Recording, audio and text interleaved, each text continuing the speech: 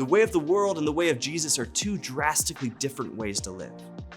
The way of the world values temporary power and success above everything, no matter who gets hurt along the way. It's defined by faithfulness to one person and to one person only, me.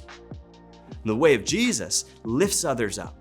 It doesn't hit back. And even though it doesn't always make sense, it chooses to trust that God's way and God's timing is always best. It's defined by faithfulness to God, regardless of the outcome.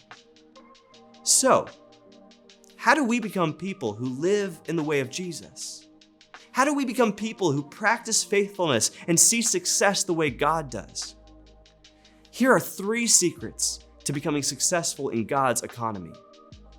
Number 1, we spend time with God. The only way to counter our culture's message to kill, steal, and destroy our way to the top is to create habits of reading the Bible and listening to God in prayer. We're constantly being shaped by anything and everything but God. So we must allow God to reshape our hearts by spending time with Him. Number 2, we admit our weakness.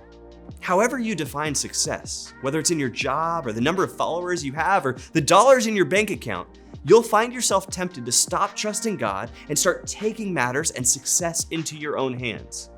Admit your weakness to God. Admit your weakness to one another, trusting that God has your best interest at heart. Number 3, we choose faithfulness one day at a time. A life of faithfulness is built by being faithful to God with whatever arises before us each and every day.